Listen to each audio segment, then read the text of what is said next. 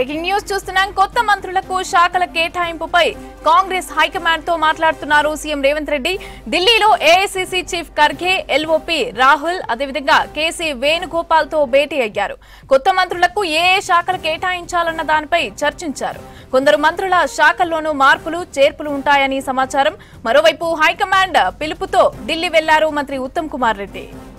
ఇదే విషయంపై మరింత సమాచారం షరీఫ్ అందిస్తారు. షరీఫ్, చెప్పండి, కొత్త మంత్రులకు శాఖల కేటాయింపులపైన అధిష్టానంతో సీఎం సుదీర్ఘంగా చర్చిస్తున్నట్లు తెలుస్తోంది. ఇక మరోవైపు అధిష్టానం నుంచి కూడా ఉత్తమ్ కుమార్ రెడ్డికి పిలుపొచ్చినట్లుగా తెలుస్తోంది. అప్డేట్స్ ఏంటి?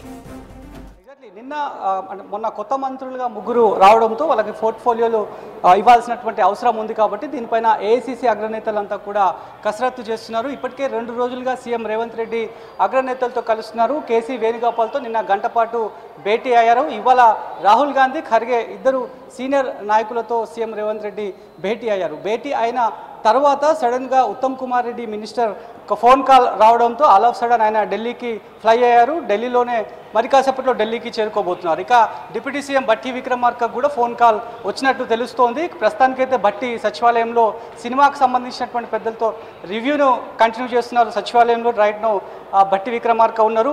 వాస్తవానికి ఏ మేజర్ డెవలప్మెంట్ ఢిల్లీ పరంగా రాష్ట్రవ్యాప్తంగా రాష్ట్రానికి సంబంధించి మేజర్ పొలిటికల్ డెవలప్మెంట్ ఏది ఉన్నప్పటికీ కూడా ఢిల్లీకి ఖచ్చితంగా ఉత్తమ్ కుమార్, అదేవిధంగా deputy CM Bhatti Vikramarka, CM Revanth Reddy, PC Mahesh Kumar గౌడ్లు వెళ్తారు. ఇప్పుడు ఉత్తమ్కి ఆల్రెడీ ఫోన్ వచ్చింది. ఆయన 5:30 ప్రాంతంలో ఢిల్లీకి శంషాబాద్ ఎయిర్పోర్ట్ నుంచి ఢిల్లీకి వెళ్ళారు. ఆ తర్వాత మళ్ళీ భట్టికి కూడా ఫోన్ కాల్ వచ్చినట్లు సమాచారం అందుతోంది. కాబట్టి మరి భట్టికి సంబంధించి ఢిల్లీ టూర్ పైన మరి కాసేపట్లో క్లారిటీ వచ్చే అవకాశం కనిపిస్తోంది. ఇక ముగ్గురు కొత్తగా క్యాబినెట్లో చోటు కల్పించారు. సో వాళ్ళకి సంబంధించినటువంటి పోర్ట్ఫోలియోస్ పైనే మేజర్ సిగ్నిఫికెంట్ రీషఫుల్ ఉండబోతోంది అనేటువంటి ఒక చర్చ మాత్రం పొలిటికల్ సర్క్యూట్లో నడుస్తున్నటువంటి పరిస్థితి అయితే కనిపిస్తోంది.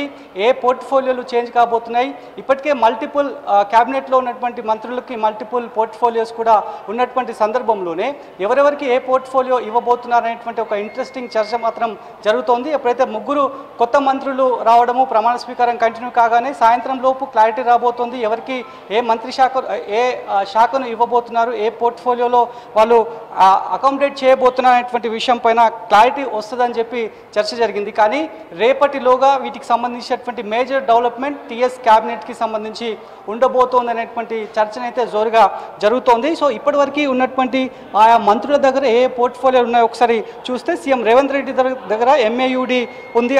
అట్లనే general administration, law and order, mining, sports, education, న్యాయశాఖ, కార్మిక శాఖకు సంబంధించి సీఎం రేవంత్ రెడ్డి దగ్గర ఈ పోర్ట్ఫోలియోలు ఉన్నాయి. ఇక డిప్యూటీ సీఎం భట్టి విక్రమార్క దగ్గర ప్రణాళిక శాఖ, ఆర్థిక శాఖ, ఎనర్జీ ఇవి ఉన్నాయి. ఉత్తమ్ కుమార్ రెడ్డి దగ్గర irrigation and CAD, food and civil సప్లైకి సంబంధించి పోర్ట్ఫోలియోస్ ఉన్నాయి. దామోదర్ రాజనరసింహ దగ్గర వైద్య ఆరోగ్య శాఖ, కుటుంబ సంక్షేమం, సైన్స్ అండ్ టెక్నాలజీ సంబంధించి ఈ పోర్ట్ఫోలియోస్ ఉన్నాయి. ఇక కోమటిరెడ్డి వెంకటరెడ్డి దగ్గర రోడ్లు, భవనాలు, సినిమాటోగ్రఫీ, ఇక Sridhar Babu information technology, electronics, communication, పరిశ్రమ, కామర్స్, శాసన సభ వ్యవహారాలకు సంబంధించినటువంటి పోర్ట్ఫోలియోస్ ఉన్నాయి. పొంగులేటి శ్రీనివాసరెడ్డి దగ్గర రెవెన్యూ, హౌసింగ్ అండ్ ఎన్పిఆర్ సంబంధించి ఉంది. పొన్నం దగ్గర రవాణా, బీసీ సంక్షేమం. కొండా సురేఖ దగ్గర పర్యావరణ, అటవీ శాఖ, దేవాదాయ శాఖ. సీతక్క దగ్గర Panchayati Raj, rural development, rural water supply, స్త్రీ శిశు సంక్షేమ శాఖకు సంబంధించి ఉన్నాయి.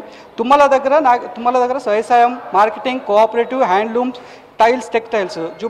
జూపల్లి దగ్గర prohibition and excise, tourism and సాంస్కృతిక శాఖ, ఆర్కియాలజీ సంబంధించినటువంటి ఈ మల్టిపుల్ పోర్ట్ఫోలియోస్ ఆయా మంత్రుల దగ్గర. మొదటిసారి క్యాబినెట్ కూర్పుకు సంబంధించి ఏవైతే మంత్రులుగా తెలంగాణ ప్రభుత్వంలో వచ్చారో వాళ్ళకి సంబంధించి మల్టిపుల్ పోర్ట్ఫోలియోస్ ఉన్నాయి. కాబట్టి ఇప్పుడు ముగ్గురు కొత్త మంత్రులుగా వచ్చారు. అందులో వివేక్ వెంకటస్వామి ఉన్నారు, అదేవిధంగా వాకెట్టి శ్రీహరి ఉన్నారు. ఇంకా వీళ్ళకి సంబంధించినటువంటి మంత్రులు కొత్తగా వచ్చారు కాబట్టి వాళ్లకు సంబంధించినటువంటి ఏ శాఖను అకామిడేట్ చేయాలనేటువంటి విషయంపైనే మేజర్ డెవలప్మెంట్ ఉండనుంది అనేటువంటి చర్చ మాత్రం పార్టీ వర్గాల్లో జోరుగా జరుగుతోంది. ఇప్పటికే ఉత్తమ్ కుమార్ రెడ్డికి పిలుపు వచ్చింది. ఆయన ఢిల్లీకి మరి కాసేపట్లో చేరుకోబోతున్నారు. ఇక సీఎం రేవంత్ రెడ్డి కూడా నిన్నటి నుంచి స్టిల్ ఇప్పటి వరకు కూడా ఢిల్లీలోనే ఆయన ఉన్నారు. ఇవాళ ఎల్ఓపీ నేత రాహుల్ గాంధీతో కలిశారు, సీనియర్ నేత మల్లికార్జున ఖర్గేతో కలిశారు. అంతకంటే ముందు ముందు రోజు కేసీ వేణుగోపాల్తో కూడా కలిసినటువంటి పరిస్థితి. ఇప్పటికే ఏఐసిసి మాత్రం చాలా చకచక అన్ని కూర్పులను కంప్లీట్ చేస్తుంది. నిన్నటికి నిన్న పీసీసీకి సంబంధించినటువంటి దాదాపు 100కు పైగానే జంబో పీసీసీ కూర్పును ఇచ్చింది.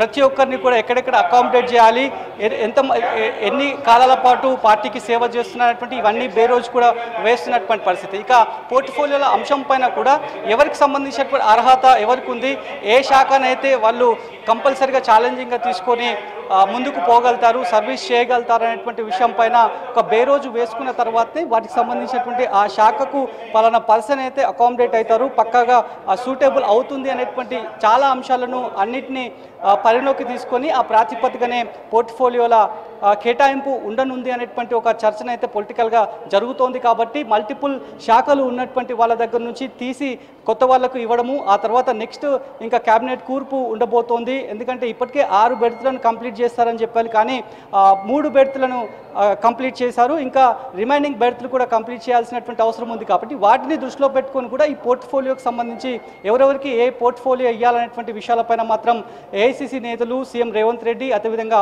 ఉత్తమ్కి కూడా పిలుపు వెళ్ళింది. కాబట్టి మరి బట్టికి కూడా ఫోన్ కాల్ వెళ్ళింది. మరి బట్టి వెళ్తే కనుక, ఎందుకంటే మేజర్ డెవలప్మెంట్స్ రాష్ట్రానికి సంబంధించి పోర్ట్ఫోలియోలకు సంబంధించి ఏవైనా ఇష్యూస్కి సంబంధించి మాత్రం ఖచ్చితంగా వీళ్ళకే ఫోన్ కాల్స్ ఢిల్లీ నుంచి వెళ్తాయి. కాబట్టి మరి ఒకవేళ బట్టి కూడా వెళ్తే మాత్రం మేజర్ షఫలింగ్స్, సిగ్నిఫికెంట్ షఫలింగ్స్ ఈ పోర్ట్ఫోలియోస్లో ఉండనుందనేటువంటి ఒక చర్చన అయితే జరుగుతోంది.